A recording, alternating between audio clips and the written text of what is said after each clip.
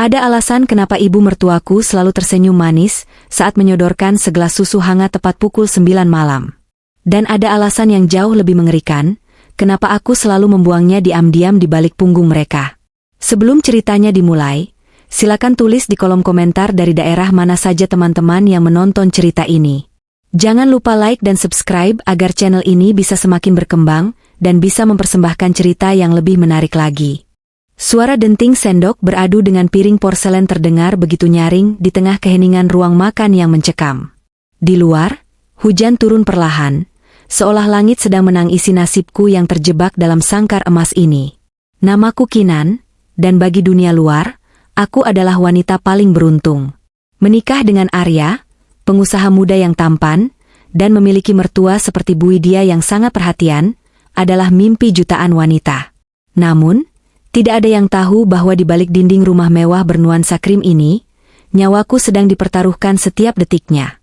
Aroma masakan semur daging yang seharusnya menggugah selera, kini justru membuat perutku mual karena ketakutan. Aku menatap wajah Arya yang sedang menyantap makanannya dengan tenang. Pria itu, 6 bulan lalu, berjanji di depan penghulu untuk melindungiku. Tapi kini, aku tahu bahwa perlindungannya hanyalah ilusi semata. Tatapanku beralih pada Bu Widya yang baru saja keluar dari dapur. Di tangannya, sebuah nampan perak berkilau memantulkan cahaya lampu gantung kristal. Di atasnya, berdiri tegak segelas susu hangat yang mengepulkan asap tipis. Itu dia. Ritual, kasih sayang palsu itu dimulai lagi. Jantungku berdegup kencang, memukul-mukul rongga dada, namun wajahku harus tetap datar. Aku adalah aktris terbaik malam ini, demi bertahan hidup 1 hari lagi. Kinan, sayang, ini susunya. Ibu tambahkan sedikit madu premium malam ini, biar tidurmu lebih lelap, ucap Bu Widya dengan nada yang begitu keibuan. Senyumnya merekah, matanya menyipit ramah, menyembunyikan kilatan dingin yang baru kusadari seminggu terakhir. Dulu, aku akan menerima gelas itu dengan rasa haru, merasa bersyukur memiliki ibu mertua yang begitu peduli pada yatim piatu sepertiku. Sekarang, gelas hangat yang berpindah ke tanganku itu terasa sedingin es. Terima kasih, Bu, jawabku pelan, suaraku sedikit bergetar. Arya menghentikan makannya, menoleh padaku dengan tatapan memuja yang dibuat-buat. Ia mengelus lembut rambut panjangku, sentuhan yang dulu membuatku melayang, kini membuat kulitku merinding ngeri. Minumlah, Dek. Kamu seharian sudah capek mengurus rumah. Kamu butuh istirahat total. Ingat kata dokter, istirahat cukup itu kunci kesuburan, kata Arya. Kata-katanya manis, seperti madu beracun. Hatiku teriris perih. Mereka tidak menginginkan cucu. Mereka menginginkan warisan asuransi jiwaku yang bernilai miliaran rupiah. Betapa menyedihkannya hidupku, dianggap berharga hanya ketika aku sudah tidak bernyawa. Aku mengangkat gelas itu mendekati bibir. Uap susu menerpa wajahku, membawa aroma vanila yang menyengat, berusaha menutupi bau kimiawi obat tidur dosis tinggi yang telah mereka campurkan. Aku melirik sekilas ke arah jendela besar di samping meja makan. Mas, itu sepertinya gerbang depan belum digembok, tanyaku tiba-tiba, menunjuk ke arah kegelapan di luar. Arya dan Bu Widya serempak menoleh ke arah jendela. Itu celah waktuku. Hanya 2 detik. Dengan gerakan tangan yang sudah kulatih ratusan kali di depan cermin kamar mandi, aku memiringkan gelas itu ke balik lengan baju gamis longgarku. Di sana, tertempel spons cuci piring tebal yang dibungkus plastik bocor, siap menyerap cairan itu. Ces! Cairan hangat itu merembes membasahi spons yang menempel di kulit lengan atasku. Panas, lengket, dan menjijikkan. Tapi aku menahannya. Arya berbalik kembali. Ah, sudah kok. Mas ingat betul sudah menguncinya. Aku sudah meletakkan gelas kosong itu kembali ke meja, menyeka sisa susu palsu di sudut bibirku dengan tisu. Sudah habis. Mas. Enak sekali, Bu, kataku sambil tersenyum tipis. Bu Widya menatap gelas kosong itu dengan binar kepuasan yang mengerikan. Anak pintar. Sekarang, ayo istirahat, perintahnya halus namun tegas. Kami beranjak ke kamar. Kakiku terasa berat melangkah menaiki tangga, seolah sedang berjalan menuju tempat eksekusi. Sesampainya di kamar tidur yang luas dan dingin, aku langsung naik ke peraduan. Arya menarik selimut tebal hingga menutupi dadaku. Aku memejamkan mata, mengatur napas menjadi berat dan teratur, meniru irama orang yang mulai kehilangan kesadaran. Obat itu, jika aku meminumnya, seharusnya bereaksi dalam 15 menit. Aku membiarkan tubuhku lemas total. Hening. Hanya suara hujan yang terdengar. Lalu, kurasakan deru napas Arya mendekat ke telingaku. Ia menyangka aku sudah terlelap dalam pengaruh obat. Ia mengecup keningku, namun bukan kecupan cinta. Itu adalah kecupan perpisahan. Tidur yang nyenyak, ATM berjalanku. Nikmati mimpi indahmu malam ini, karena besok atau lusa, kamu tidak akan bangun lagi. Bisiknya lirih, penuh racun. Pintu kamar ditutup perlahan. Klik. Suara kunci diputar dari luar. Air mataku menetes satu bulir, mengalir jatuh ke bantal, panas dan pedih. Aku sendirian dalam kegelapan, terjebak bersama dua monster yang paling kusayangi. Tapi mereka salah. Malam ini, boneka mereka tidak sedang tidur. 15 menit berlalu dalam keheningan yang menyiksa. Detak jam dinding di sudut kamar terdengar, seperti palu godam yang memukul-mukul sarafku. Tubuhku terbujur kaku di bawah selimut tebal, mataku terpejam rapat, namun seluruh indraku waspada 100%. Rasa lengket dari susu yang merembes di lengan bajuku kini terasa dingin dan gatal, sebuah pengingat fisik yang menjijikan akan sandiwara mematikan yang harus kumainkan. Aku menahan napas, mencoba melambatkan detak jantungku sendiri ketika terdengar suara langkah kaki mendekat di lorong. Bukan satu pasang, tapi dua. Suara kunci diputar perlahan dari luar, klek, sangat pelan, seolah mereka takut membangunkan singa tidur. Padahal, akulah mangsa tak berdaya yang sedang mereka incar. Pintu kamar terbuka perlahan, membawa masuk aroma parfum mawar menyengat milik Bu Widya yang bercampur dengan bau rokok mint kesukaan Arya. Cahaya senter dari ponsel menyapu wajahku sekilas, menembus kelopak mataku yang tertutup.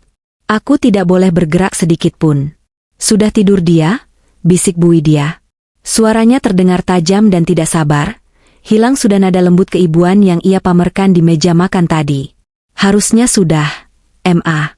Itu obat dosis kuda. Gajah pun bisa tumbang kalau minum segelas penuh, sahut Arya terkekeh pelan. Tawa itu, tawa yang sama yang ia berikan saat kami menonton film komedi minggu lalu. Hatiku mencelos, perih sekali rasanya. Bagaimana bisa seseorang yang memelukku setiap malam, yang berjanji sehidup semati, berubah menjadi monster sedingin ini dalam sekejap mata? Langkah kaki mereka mendekat ke sisi ranjang.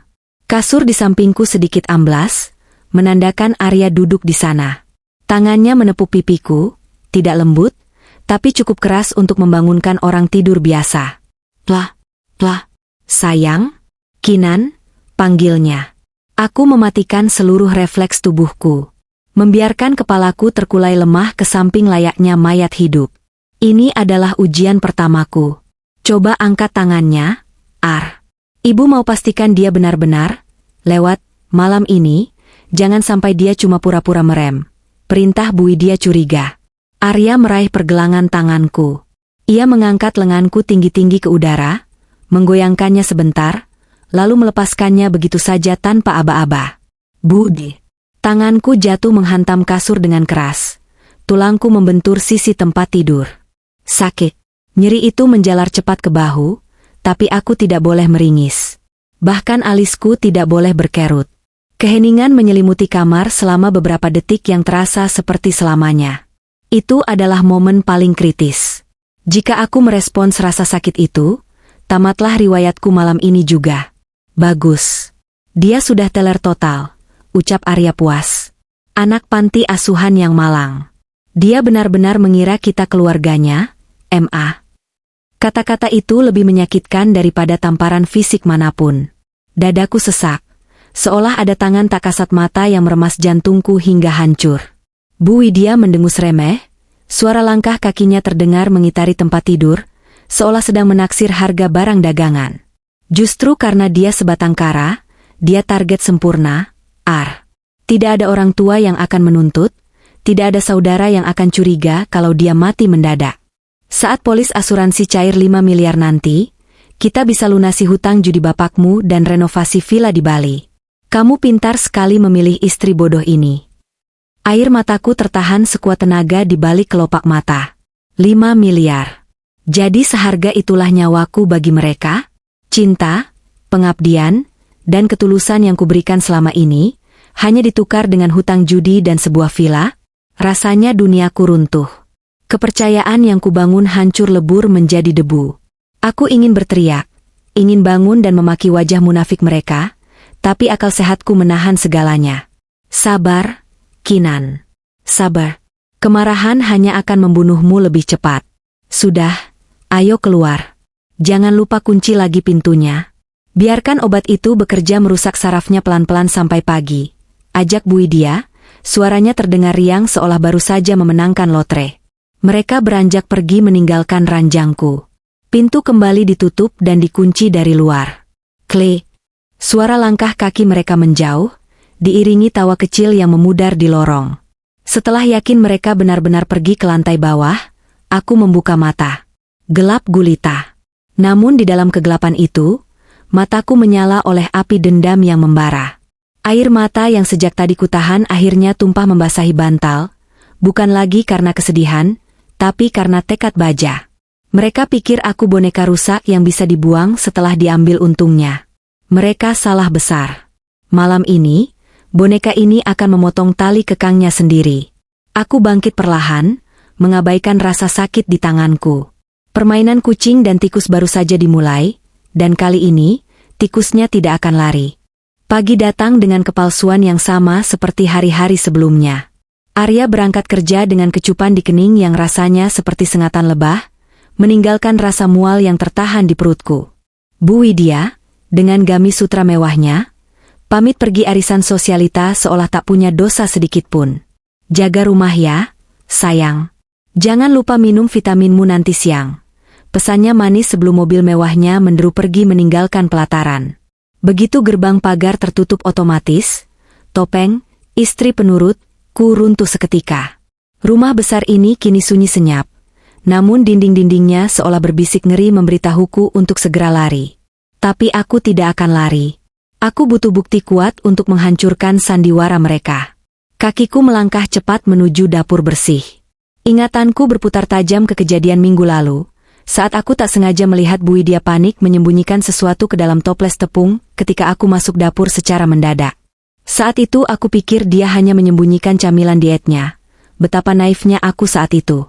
Tanganku gemetar hebat saat meraih toples kaca berisi tepung terigu di rak paling atas. Putih, bersih, namun menyembunyikan rahasia kelam keluarga ini. Aku merogoh ke dalamnya, tepung dingin membalut kulitku. Tiba-tiba, jariku menyentuh sesuatu yang keras dan dingin. Sebuah kunci kuno berkarat dengan gantungan pita merah kecil. Jantungku berpacu kencang, memukul rongga dada dengan liar. Ini pasti kunci menuju gudang anggur di bawah tangga. Satu-satunya ruangan yang selalu dilarang keras untuk kumasuki oleh Arya dengan alasan banyak barang pecah belah warisan leluhur. Dengan napas tertahan, aku berjalan menuju pintu kayu jati di bawah tangga yang selalu terkunci rapat itu.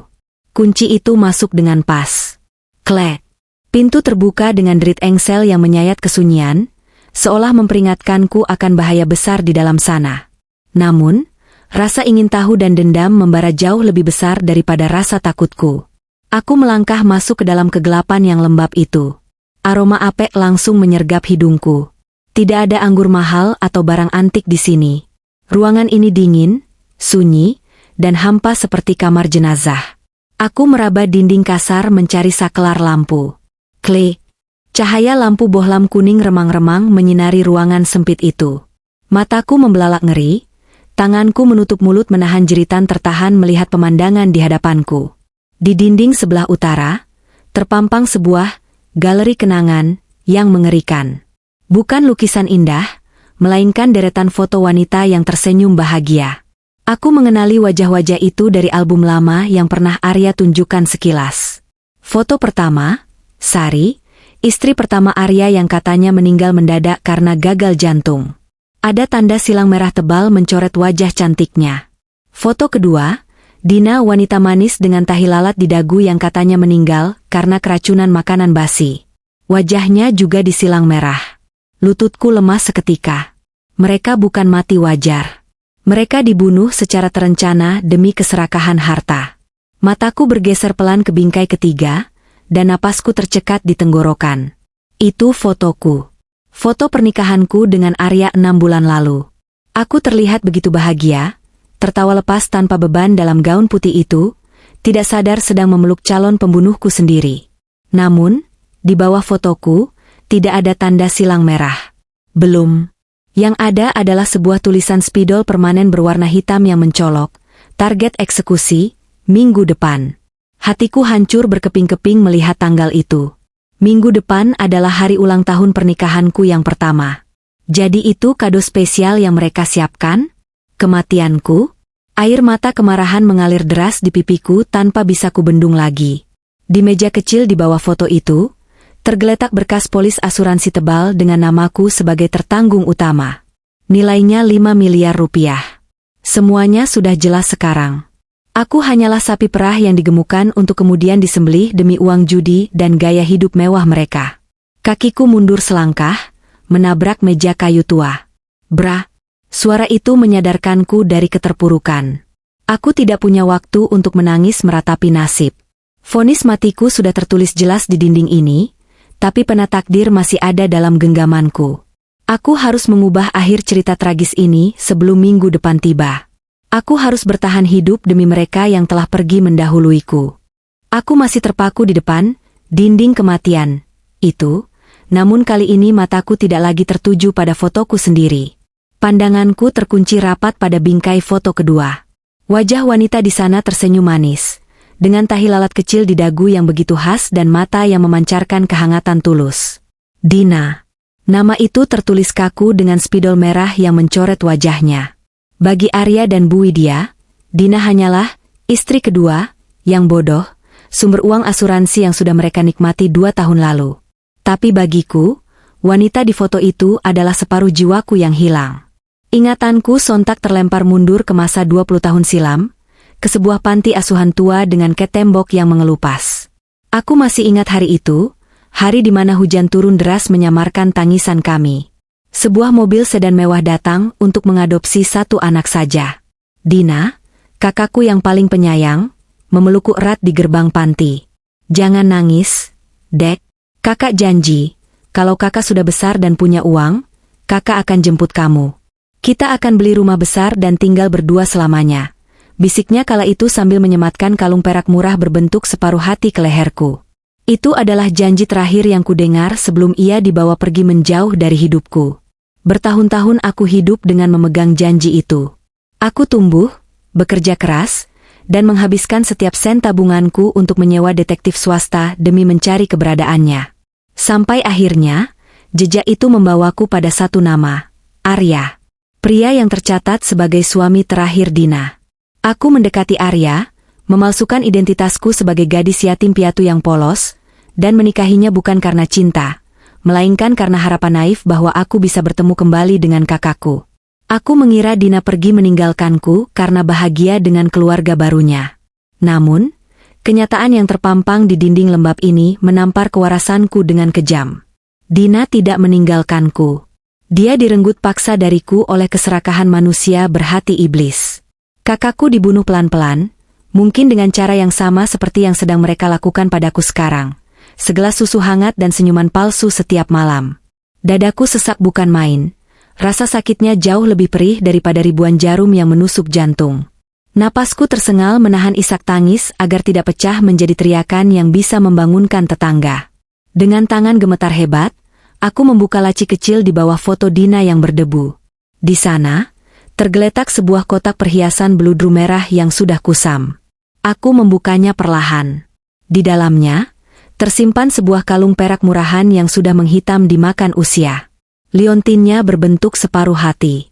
Tanpa sadar, tanganku merogoh ke balik kerah bajuku, menarik keluar kalung serupa yang selalu kupakai selama 20 tahun ini. Aku menyatukan kedua liontin itu. Klik. Keduanya menyatu dengan sempurna membentuk hati yang utuh. Hancur sudah pertahananku. Aku jatuh terduduk di lantai dingin itu, mendekap kalung milik kakakku ke dada.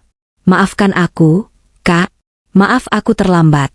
Bisikku lirih di tengah keheningan ruang bawah tanah yang mencekam. Rasa bersalah menghimpit dadaku. Seandainya aku datang lebih cepat, mungkin Dina masih hidup. Mungkin kami sedang tertawa bersama di kedai kopi sekarang, bukan meratapi nasib di ruang penyiksaan mental ini. Tapi, air mata ini tidak boleh tumpah sia-sia. Kesedihan mendalam yang kurasakan perlahan berubah wujud. Rasa duka itu memadat, mengeras, dan membeku menjadi sebuah tekad dingin yang mematikan. Aku menghapus air mata di pipiku dengan kasar. Tidak, aku tidak boleh lemah. Dina tidak mati hanya untuk ditangisi. Kematiannya harus dibayar lunas, tunai tanpa sisa. Arya dan Bu Widya telah membangunkan sisi gelapku yang selama ini tertidur lelap. Aku berdiri tegak, menyimpan kalung Dina ke dalam saku rahasiaku. Aku menatap foto Arya di dinding seberang ruangan. Kalian menginginkan uang asuransi dari kematianku? Tanyaku pada ruang kosong itu dengan nada dingin. Baiklah. Akan kubuat kalian menari di atas penderitaan kalian sendiri. Aku mengambil satu napas panjang, mengumpulkan kepingan jiwaku yang sempat hancur. Rencana mereka untuk membunuhku minggu depan harus digagalkan dengan cara yang paling menyakitkan. Aku tahu kelemahan terbesar keluarga ini, ketakutan akan skandal dan kerumitan hukum. Dan tidak ada yang lebih rumit daripada kematian seorang wanita hamil. Ide gila itu muncul begitu saja di kepalaku. Sebuah kartu as yang akan membalikan keadaan dan membeli waktu untukku. Aku melangkah keluar dari ruangan itu, mengunci kembali pintu neraka tersebut, dan menyusun senyum palsu terbaikku. Permainan baru saja naik level. Sore itu, ruang keluarga terasa lebih dingin dari biasanya, meski lampu kristal gantung telah dinyalakan dengan terang benderang. Aku duduk di sofa bludru merah marun, meremas ujung baju dengan tangan yang berkeringat dingin. Di saku gamisku, tersimpan sebuah benda kecil berbahan plastik yang akan menjadi bom waktu bagi rencana busuk suami dan ibu mertuaku. Suara deru mesin mobil Arya terdengar memasuki garasi, diikuti suara hak tinggi Bu Widya yang mengetuk lantai marmer dengan irama angkuh. Saat pintu utama terbuka, mereka masuk dengan wajah lelah, membawa aura kelam yang selalu berusaha mereka tutupi dengan topeng senyuman palsu. Kami pulang, sayang, sapa Arya datar, meletakkan tas kerjanya di meja tanpa menoleh. Bu Widya langsung menghempaskan tubuhnya di sofa seberang, mengeluh soal macetnya jalanan ibu kota. Inilah saatnya. Aku menarik napas panjang, bersiap memainkan peran terbaik dalam hidupku demi mengulur waktu kematianku sendiri. Mas, Bu, ada sesuatu penting yang ingin aku tunjukkan.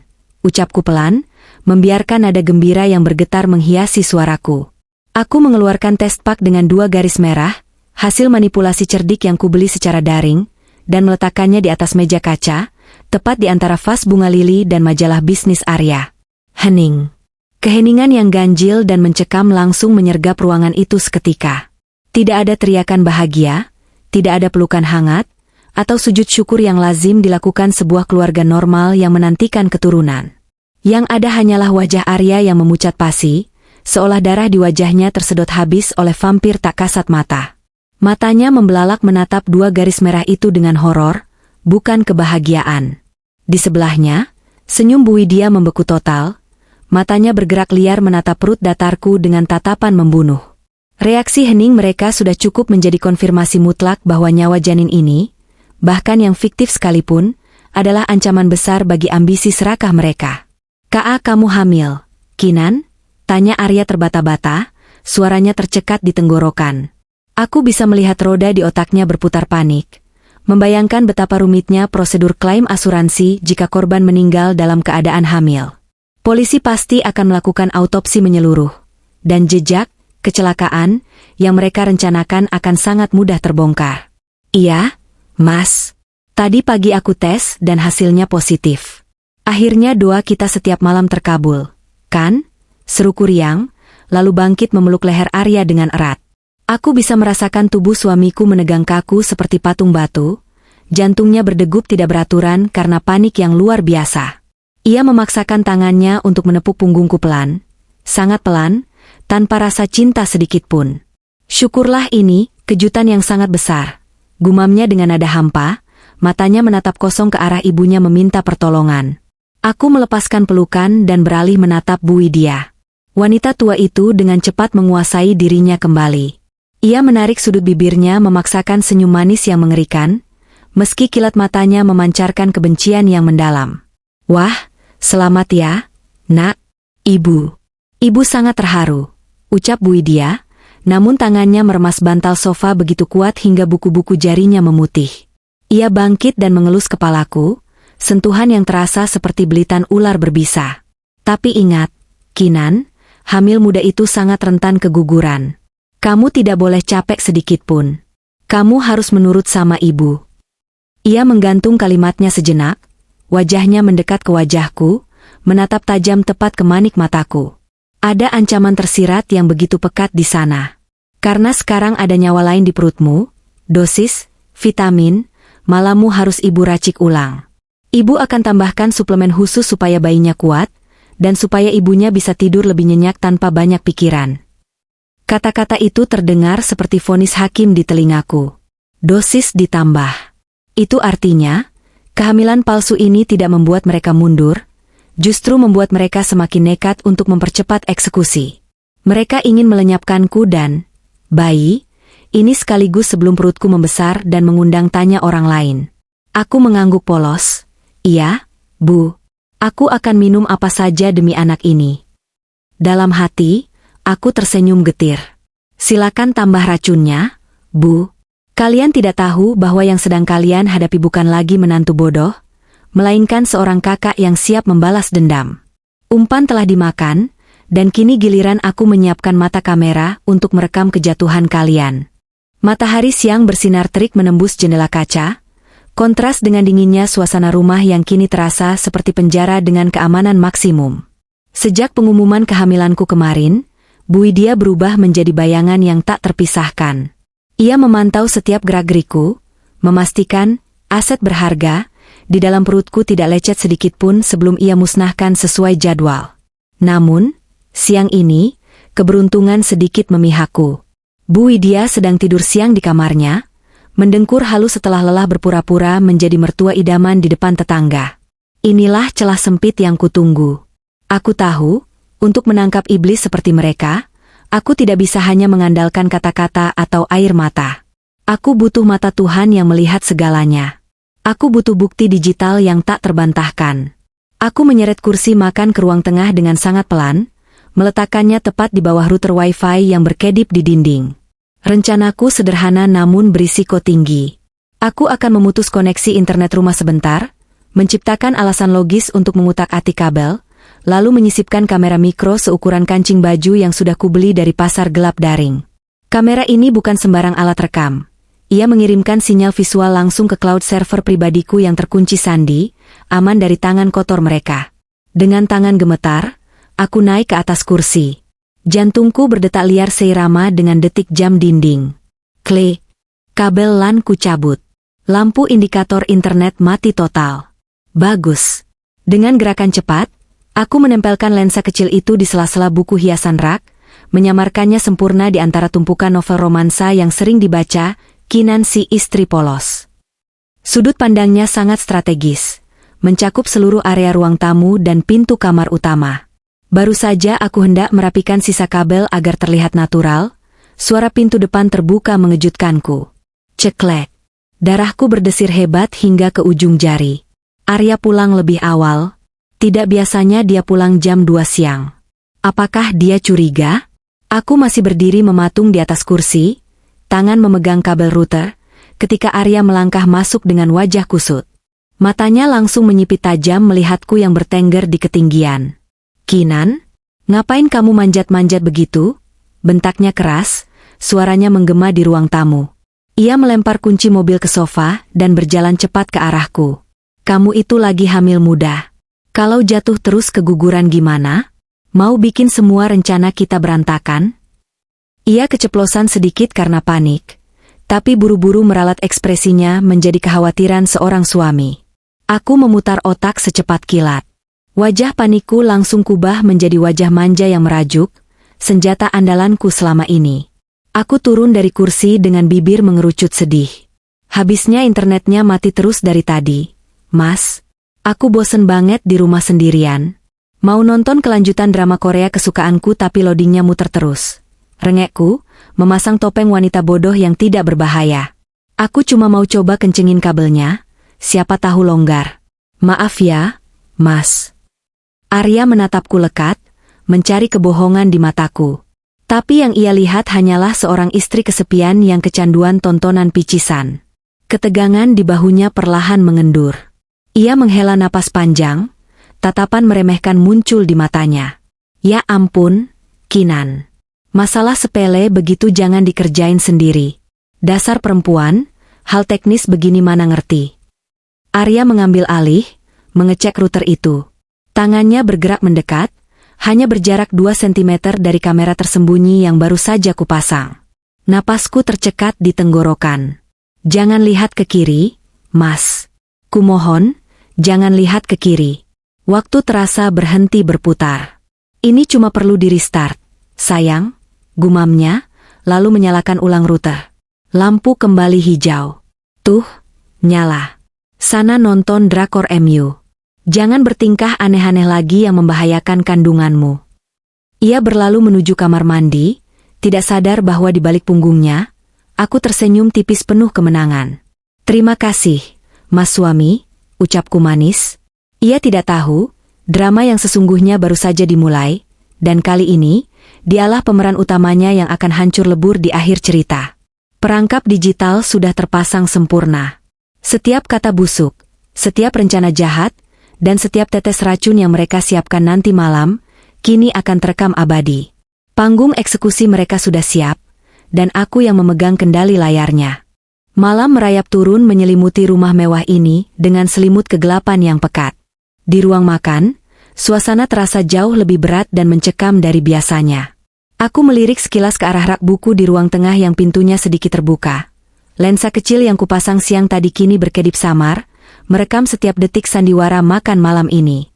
Bu Widya keluar dari dapur dengan langkah terburu-buru yang tidak sabaran, membawa gelas susu yang kali ini warnanya sedikit lebih kekuningan dan pekat. Nah, ini susu spesial untuk ibu hamil. Ibu sudah tambahkan vitamin mahal di dalamnya. Harus habis ya, Kinan, tidak boleh sisa setetes pun, ucapnya sambil meletakkan gelas itu dengan sedikit hentakan kasar di depanku. Bunyi gelas beradu dengan meja kaca membuatku tersentak kaget. Aku mendekatkan hidung ke gelas itu. Baunya menyengat tajam, campuran aneh antara amis dan bahan kimia yang disamarkan aroma vanila murahan. Perutku bergejolak hebat, kali ini bukan sekadar akting. Rasa mual karena ketakutan dan kejijikan bercampur jadi satu. Bagaimana bisa seorang wanita yang mengaku ibu tega memberikan racun pada menantunya sendiri? Maaf, Bu. Cicitku pelan, mendorong pelan gelas itu menjauh dengan punggung tangan. Perutku mual sekali sejak sore tadi. Mencium baunya saja aku rasanya ingin muntah. Boleh aku minum air putih hangat saja malam ini? Aku takut nanti malah keluar lagi kalau dipaksa. Permintaanku yang sederhana itu, rupanya memicu ledakan amarah yang tak terduga. Wajah Bu Widya yang tadinya tersenyum kaku, tiba-tiba memerah padam.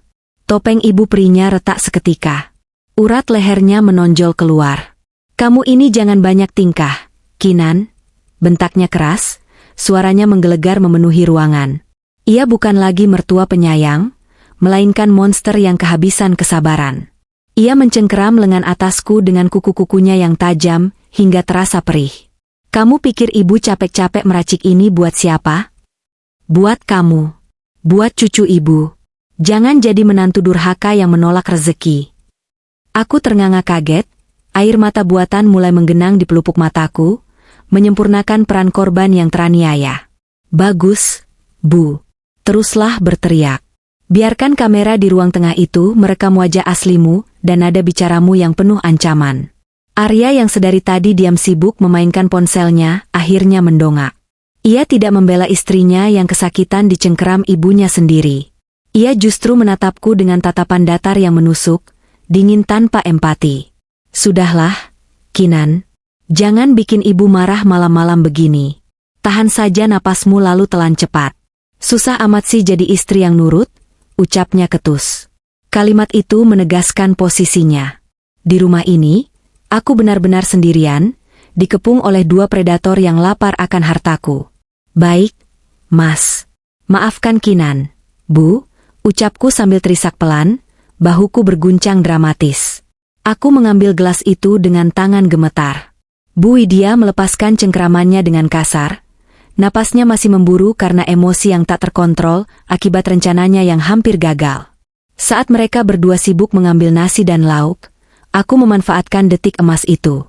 Dengan gerakan tangan yang terlatih, aku memiringkan gelas ke arah pot tanaman lidah mertua hias yang berdiri manis di samping kursi makanku. Gluk, gluk. Cairan kental itu tumpah membasahi tanah pot dalam hitungan detik, hanya menyisakan sedikit jejak putih di bibir gelas. Aku segera menyeka mulut, berpura-pura menelan paksa dengan wajah menderita. Sudah habis, Bu, kataku lirih. Bu Widya menoleh, menatap gelas kosong itu dengan senyum puas yang mengerikan. Nah, begitu dong.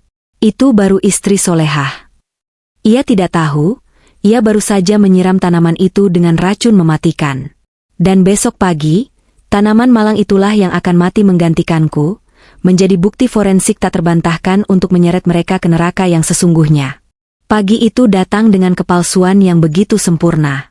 Sinar matahari menerobos masuk lewat celah ventilasi, burung-burung berkicau riang di taman belakang, seolah alam semesta tidak peduli pada drama mematikan yang sedang bergulir di dalam rumah mewah ini. Aku sudah bangun sejak subuh, berpura-pura sibuk di dapur menyiapkan sarapan, padahal sepasang mataku terus waspada mengawasi gerak-gerik Bu Widya. Wanita parubaya itu memiliki rutinitas pagi yang sakral, menyiram koleksi tanaman hias mahalnya yang tersebar di penjuru rumah. Ia bersenandung kecil, memegang semprotan air, terlihat seperti potret ibu yang penuh kasih sayang. Namun, aku tahu, di balik senandung merdunya tersembunyi jiwa gelap yang tega meracuni menantunya sendiri demi lembaran uang. Jantungku berdegup kencang, memukul rongga dada saat langkah kakinya mendekati ruang makan, tempat di mana pot lidah mertua, saksi bisu kejahatannya semalam, berdiri tegak. Tanaman jenis Sansevieria itu terkenal sangat tangguh, mampu bertahan hidup di kondisi gersang sekalipun. Tapi aku yakin, tidak ada makhluk hidup di dunia ini yang mampu bertahan dari racun kimiawi buatan Bu Widya. Loh, kenapa ini? Suara senandung Bu Widya terhenti mendadak, digantikan oleh pekikan kaget yang tertahan di tenggorokan. Aku menahan napas di balik partisi dapur, mengintip lewat celah kecil dengan keringat dingin mengalir di pelipis. Punggung Bu Widya menegang kaku. Ia membungkuk dalam, menatap nanar ke arah pot keramik putih di samping kursi makanku. Pemandangan di sana memang sungguh mengerikan, membuat bulu kuduk merinding. Tanaman lidah mertua yang kemarin sore masih hijau segar, kokoh, dan berdaun tebal, kini telah berubah wujud secara drastis dalam semalam. Daun-daunnya menghitam legam seolah terbakar api tak kasat mata. Layu terkulai lemah seperti bubur, dan mengeluarkan aroma hangus bahan kimia yang samar namun menusuk hidung. Tanah di sekitarnya berbuih putih kental, seolah bumi pun menolak cairan jahat yang kupaksa ia minum semalam. Itu adalah bukti visual betapa ganasnya ramuan, vitamin, yang ia sebut-sebut demi kesehatan cucunya. Jika tanaman sekuat itu saja bisa hancur lebur dalam hitungan jam, bayangkan apa yang terjadi jika cairan itu masuk dan menggerogoti ususku. Arya, cepat ke sini. Sekarang, panggil Bu Widya. Suaranya bergetar hebat bukan karena kesedihan, tapi karena amarah yang meledak-ledak.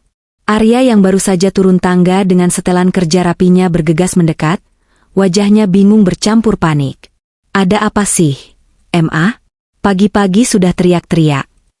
Bu Widya tidak menjawab dengan kata-kata, ia hanya menunjuk tanaman mati itu dengan telunjuk yang gemetar. Lihat baik-baik hasil kerjamu. Tanaman ini mati hangus. Semalam ibu lihat sendiri Kinan meminum susunya di kursi ini. Tapi kalau dia benar-benar meminumnya, harusnya mayat dia yang ibu temukan pagi ini, bukan tanaman sialan ini. Arya terbelalak lebar. Wajahnya pucat pasi seketika saat menyadari implikasi mengerikan di balik tanaman mati itu. Ia menyentuh ujung daun yang lumer di tangannya, lalu menatap ibunya dengan tatapan horor. Dia membuangnya.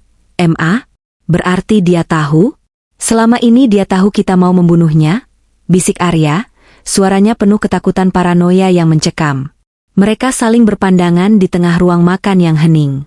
Atmosfer berubah drastis menjadi sangat dingin dan berbahaya. Rahasia mereka telah bocor. Penyamaran Kinan sebagai menantu bodoh yang penurut mulai terkuak di mata mereka. Anak itu dia mempermainkan kita. Desis Bu Widya, matanya berkilat sadis menatap pintu dapur tempatku bersembunyi. Dia bukan sekadar menolak minum karena mual hamil. Dia sengaja membuangnya. Dia sadar sepenuhnya. Kita tidak bisa menunggu sampai minggu depan. Itu terlalu berbahaya. Arya mengangguk kaku, rahangnya mengeras menahan emosi. Malam ini, Ma. Kita tidak bisa pakai cara halus lagi.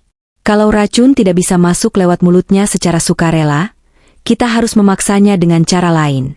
Persetan dengan asuransi yang rumit, yang penting dia harus lenyap sebelum dia melapor polisi.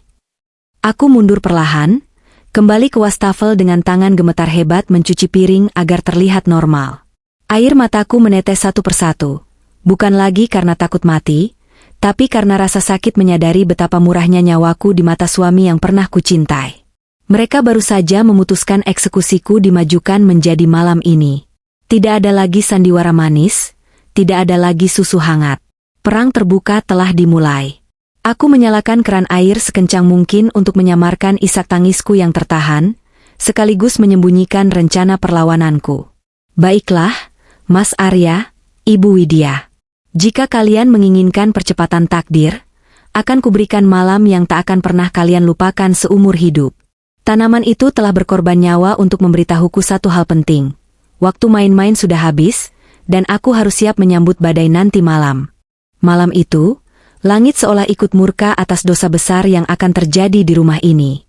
Hujan badai menghantam kaca jendela kamar dengan brutal, kilatan petir menyambar sesekali, menerangi wajahku yang pucat pasi di depan cermin rias. Jam dinding menunjukkan pukul 9 tepat. Waktu keramat di mana biasanya sandiwara, susu hangat, dimulai. Namun malam ini, tidak ada aroma vanila yang menenangkan. Tidak ada ketukan pintu yang sopan. Yang ada hanyalah suara langkah kaki berat yang menaiki tangga dengan ritme terburu-buru, tanpa usaha sedikit pun untuk meredam bunyi. Mereka datang. Bukan sebagai keluarga yang penuh kasih, melainkan sebagai eksekutor yang siap menuntaskan tugasnya. Aku meremas ujung gaun tidurku erat-erat, merasakan dinginnya keringat yang membasahi telapak tangan. File rekaman CCTV sudah aman di penyimpanan awan. Kini, tugasku tinggal satu, bertahan hidup melewati malam jahanam ini dengan waras. Brak! Pintu kamar tidak diketuk, melainkan didorong paksa hingga gagangnya membentur tembok dengan keras. Di ambang pintu yang gelap, berdirilah dua sosok yang selama 6 bulan ini kusebut suami dan ibu. Tapi malam ini, topeng manusia mereka telah tanggal sepenuhnya.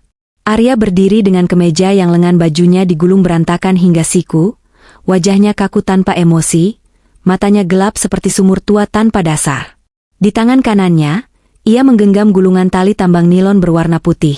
Benda yang biasanya ia pakai untuk mengikat barang di mobil, kini beralih fungsi menjadi alat pengikat mangsa. Di sebelahnya, Bu Widya menatapku dengan kebencian yang telanjang. Tidak ada lagi gamis sutra anggun atau senyum keibuan. Ia mengenakan apron plastik bening seolah hendak memotong daging di pasar agar bajunya tidak kotor, dan di tangannya, ia memegang sebuah alat suntik medis berukuran besar. Cairan bening di dalamnya berbuih, siap disuntikan paksa untuk menghentikan detak jantungku selamanya. Selamat malam, istriku. Sapa Arya, suaranya datar namun terdengar lebih mengerikan daripada bentakan paling kasar sekalipun. Ia melangkah masuk perlahan, mengunci pintu kamar di belakangnya, lalu memasukkan kunci itu ke saku celana jeansnya. Sepertinya kita tidak perlu lagi basa-basi busuk soal susu dan vitamin, kan? Tanaman di bawah sudah bercerita banyak soal kelakuanmu yang sok pintar. Kata-kata itu menusuk ulu hatiku, menyebarkan racun kepedihan yang luar biasa. Rasa sakit dikhianati itu kembali menyeruak, lebih tajam dari sebelumnya. Kenapa, Mas? Tanyaku lirih, suaraku parau menahan tangis yang mendesak keluar. Apa salahku padamu?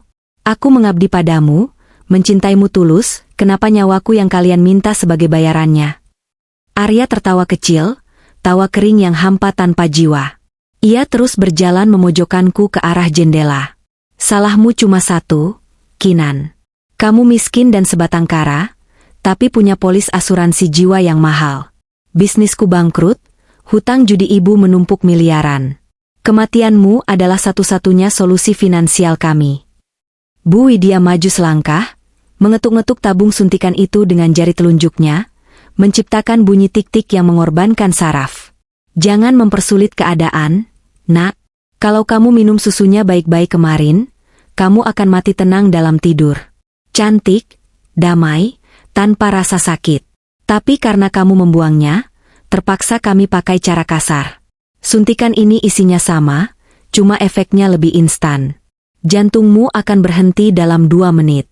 Anggap saja ini bantuan ibu untuk meringankan beban hidupmu yang sepi itu.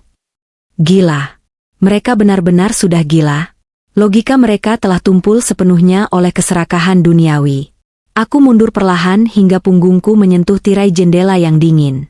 Di luar, petir menggelegar dahsyat, seolah menjadi gong pembuka pertarungan terakhir kami. Aku menatap mata Arya dalam-dalam, mencari setitik saja sisa rasa cinta atau iba di sana, namun nihil. Pria yang kunikahi itu sudah mati, digantikan oleh iblis berwajah manusia yang lapar akan darah. Mas, ingat janji suci pernikahan kita? Kamu bilang mau menjagaku sampai maut memisahkan. Ucapku mencoba mengulur waktu, mataku melirik jam dinding. Sedikit lagi. Maut memang memisahkan kita malam ini, Kinan. Dan akulah maut itu, jawab Arya dingin. Ia memberi kode dagu pada ibunya. Pegang kakinya, Ma. Biar aku yang ikat tangannya ke kepala ranjang. Kita buat seolah-olah dia depresi berat karena hamil dan bunuh diri overdosis. Bu Widya menerjang maju dengan gesit. Aku menarik napas panjang. Tidak ada gunanya memohon pada batu. Air mata di pipiku mengering seketika, digantikan oleh tatapan nyalang yang belum pernah mereka lihat sebelumnya. Saat tangan Arya terulur hendak mencengkeram bahuku, aku tidak menjerit histeris. Aku tidak lari ketakutan. Aku justru menegakkan tubuhku, mengangkat daguku tinggi-tinggi, dan menyambut mereka dengan keberanian seorang prajurit yang siap mati di medan laga. Kalian pikir aku takut? Bisikku tajam, membuat gerakan Arya terhenti sejenak di udara karena terkejut. Malam eksekusi ini tidak akan berjalan sesuai skenario picisan mereka. Tangan Arya yang semula teracung di udara untuk mencengkeramku, mendadak berhenti kaku, menggantung canggung seolah ada dinding tak kasat mata yang menahannya. Bukan karena aku menepisnya, melainkan karena suara tawaku yang tiba-tiba pecah membelah ketegangan malam itu. Aku tertawa. Bukan tawa histeris ketakutan, melainkan tawa rendah, dingin, dan penuh nada meremehkan yang membuat bulu kuduk berdiri. Suara tawa itu menggema di dinding kamar yang sempit, memantul-mantul menyusup ke telinga mereka, membekukan darah di nadi mereka. Bu Widya mundur selangkah, genggamannya pada alat suntik itu mengendur karena bingung. Di mata mereka, aku bukan lagi Kinan si menantu cengeng yang memohon nyawa. Postur tubuhku berubah total. Bahuku tegak, daguku terangkat angkuh, dan sorot mataku yang biasanya redup kini menyala tajam setajam silet. Menatap mereka dengan intimidasi yang jauh lebih mengerikan daripada ancaman fisik apapun. Kenapa berhenti? Mas? Ayo, ikat aku. Bukankah kalian sedang buru-buru mengejar setoran hutang? Tantangku dengan nada santai, seolah kami sedang membicarakan menu makan malam, bukan pembunuhan. Arya menurunkan tangannya perlahan, wajahnya dipenuhi kerutan kebingungan. Insting predatornya mendadak tumpul menghadapi mangsa yang tidak lari ini. Kau sudah gila rupanya. Ketakutan membuatmu sinting. Desisnya tak yakin, mencoba mengembalikan dominasinya yang mulai runtuh. Aku menggeleng pelan, bibirku menyunggingkan senyum miring yang penuh misteri. Tanganku merogoh saku gaun tidur, mengeluarkan kalung perak dengan liontin separuh hati yang kutemukan di ruang bawah tanah tadi siang.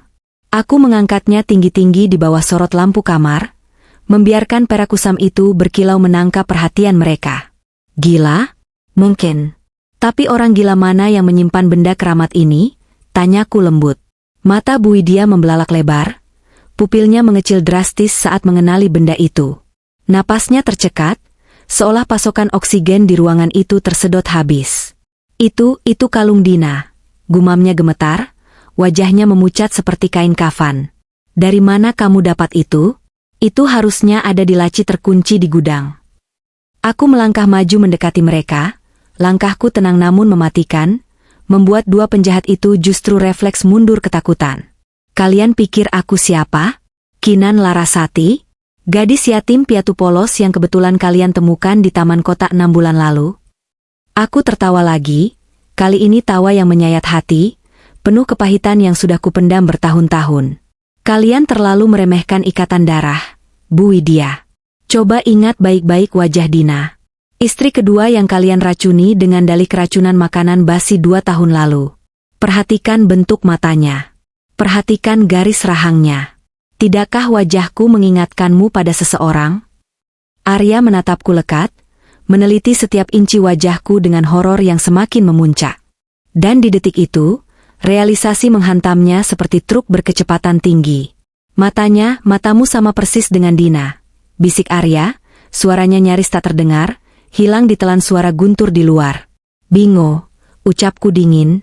Dina bukan anak tunggal seperti yang dia ceritakan pada kalian. Kami terpisah di panti asuhan 20 tahun lalu. Namaku bukan Kinan. Namaku Karina. Aku adalah adik kandung Dina. Pengakuan itu meledak seperti bom atom di ruangan itu. Arya terhuyung ke belakang hingga menabrak lemari, sementara Bu Widya menutup mulutnya dengan tangan yang gemetar hebat. Mustahil. Dina bilang dia sebatang kara. Racau Bu Widya panik. Kakakku berbohong demi melindungiku, supaya aku tidak ikut terseret dalam kemiskinannya saat itu. Tapi kalian justru memanfaatkan kesendiriannya untuk membunuhnya. Air mataku mengalir lagi, tapi kali ini bukan air mata sandiwara. Ini adalah air mata duka seorang adik yang kehilangan separuh jiwanya. Aku menghabiskan waktu setahun untuk melacak pembunuh kakakku.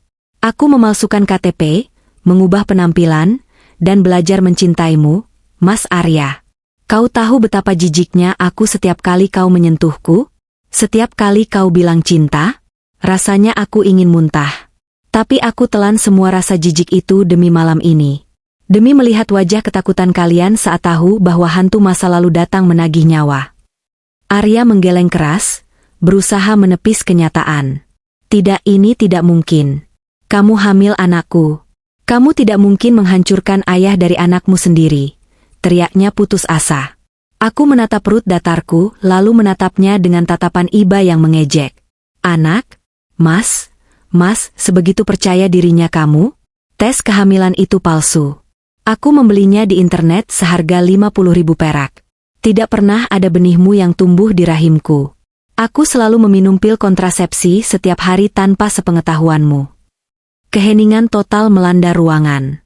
Harapan terakhir mereka, bayi itu, hancur berkeping-keping.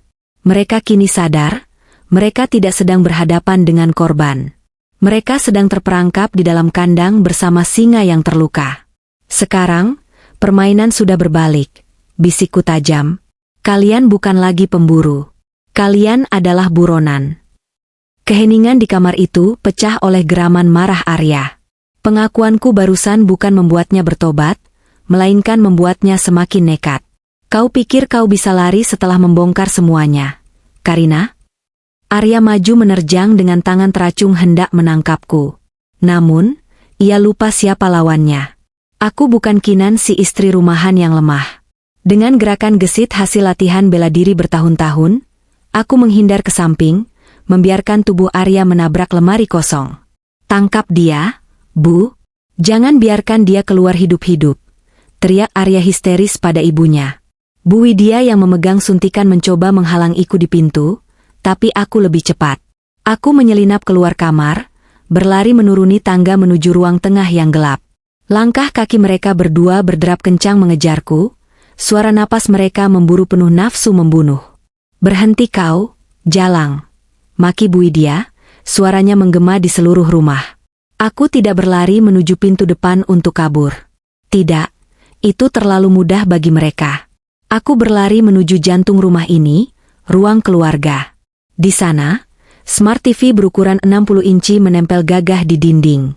Aku menyambar remote control di meja, melompat ke balik sofa, dan menekan tombol power tepat saat Arya dan Bu Widya sampai di ujung tangga. Mau sembunyi di mana lagi kau?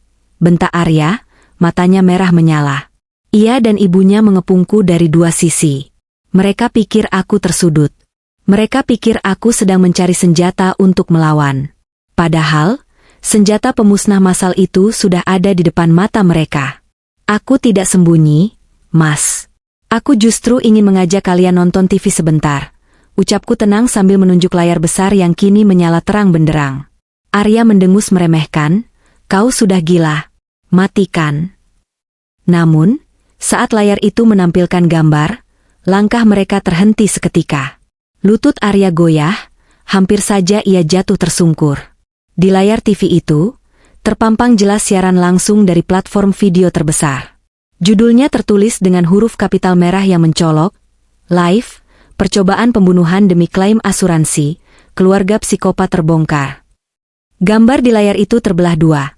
Satu sisi menampilkan sudut pandang kamera tersembunyi di kamar tidur yang baru saja merekam pengakuan dosa mereka, dan sisi lainnya menampilkan real-time wajah mereka yang sedang bengong di ruang tamu sekarang. Kamera mikro di rak buku bekerja dengan sempurna. Wajah Arya yang pucat dan Bu Widya yang memegang suntikan terpampang dalam resolusi tinggi, disaksikan oleh jutaan pasang mata. Angka penonton di pojok kiri atas terus merangkak naik dengan gila. 15.000, 20.000, 50.000 orang sedang menonton live. Apa ini? Suara Bu Widya tercekat, suntikan di tangannya jatuh berdenting ke lantai keramik. Matanya menatap horor pada kolom live chat yang bergulir secepat kilat di sisi kanan layar. Ribuan komentar hujatan netizen membanjiri layar seperti air bah. Gila. Itu mertuanya bawa suntikan. Suaminya ngaku bunuh istri sebelumnya. Rekam wewe. Polisi mana polisi? Gue udah lapor Polres Jaksel. Viralkan. Jangan kasih ampun manusia iblis kayak gini. Dunia mereka runtuh detik itu juga. Bukan oleh polisi, tapi oleh pengadilan sosial yang jauh lebih kejam. Arya menatapku dengan tatapan kosong, seolah nyawanya sudah dicabut paksa. Kau menyiarkan semuanya? Sejak kapan? Tanyanya lemas. Sejak kalian mulai meracik racun itu sore tadi. Mas, jawabku dingin. Seluruh Indonesia mendengar rencanamu. Seluruh dunia tahu kau membunuh Dina. Kau tidak bisa menyogok saksi kali ini, karena saksimu adalah jejak digital yang abadi. Bu Widya menjerit histeris, mencoba lari menutup lensa kamera di rak buku, tapi percuma. Wajahnya sudah tersebar di ribuan tangkapan layar ponsel orang lain.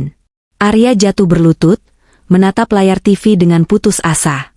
Ia melihat kehancuran total karirnya, nama baiknya, dan masa depannya, hancur lebur dalam hitungan menit. Sudah selesai, Mas, bisikku sambil berjalan melintasi mereka yang sudah tak berdaya. Aku tidak perlu memukul mereka. Rasa malu dan takut yang kini merayapi tulang sumsum mereka jauh lebih menyakitkan daripada pukulan fisik manapun. Dan tepat saat itu, dari kejauhan, terdengar suara sirine mobil polisi meraung-raung memecah hujan malam, semakin lama semakin dekat, datang untuk menjemput sampah masyarakat ini ke tempat yang seharusnya. Raungan sirine polisi di luar sana terdengar, bagaikan nyanyian keadilan yang paling merdu di telingaku malam ini. Cahaya strobo biru dan merah berputar menembus tirai jendela, membiaskan warna-warni kepanikan di wajah Arya dan Bu Widya yang sudah pucat pasi bagaikan mayat hidup. Mereka tidak sempat lari. Kemana mereka mau sembunyi? Wajah mereka sudah terpampang jelas di jutaan layar ponsel di seluruh negeri, sebagai pembunuh berdarah dingin. Pintu depan didobrak keras, hingga engselnya nyaris lepas. Polisi! Jangan bergerak! Tiarap! Teriakan tegas aparat mengakhiri dominasi kejam mereka di rumah neraka ini selamanya. Tim sergap berseragam lengkap merangsek masuk dengan sigap. Tidak ada perlawanan berarti. Mental kedua penjahat itu sudah runtuh total sejak mereka melihat kolom komentar netizen yang menghakimi dosa-dosa mereka tanpa ampun. Bu Widya, wanita angkuh yang selama ini berlagak bagaikan ratu di istana ini, kini diseret paksa dengan tangan terborgol besi ke belakang punggung. Gamis sutra mewahnya kusut masai, riasan wajahnya luntur oleh air mata ketakutan yang terlambat. Kinan, tolong ibu, nak, ibu hilaf. Ibu bisa jelaskan ini semua cuma salah paham. Teriaknya histeris saat digiring kasar melewati ruang tamu. Aku hanya berdiri mematung di samping meja makan, menatapnya dengan tatapan kosong tanpa emosi. Tidak ada lagi rasa iba di hatiku sedikitpun. Rasa kasihan itu sudah mati, ikut hangus bersama tanaman di pot yang ia racuni. Arya menyusul digiring di belakangnya, kepalanya tertunduk sangat dalam, bahunya merosot kalah. Ia tidak berani menatap mataku, apalagi menatap sorot kamera wartawan yang entah sejak kapan sudah berkumpul di depan pagar bagaikan semut mencium gula. Skandal keji keluarga kaya ini terlalu besar untuk dilewatkan. Seorang komandan polisi menghampiriku dan mengangguk hormat. Terima kasih atas keberanian Ibu. Bukti rekaman digital dan siaran langsung ini sudah lebih dari cukup untuk menjerat mereka dengan pasal pembunuhan berencana berlapis. Kami juga akan segera membuka kembali kasus otopsi mendiang saudari Dina dan Sari.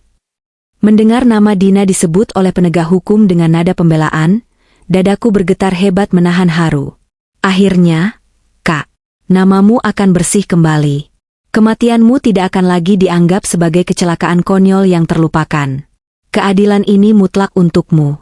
Sebelum Arya dimasukkan ke dalam mobil patroli yang menunggu, aku meminta waktu sebentar pada petugas. Aku berjalan keluar menembus gerimis sisa badai yang mulai reda, membawa gelas susu terakhir yang belum sempat diminum siapapun malam ini di tanganku.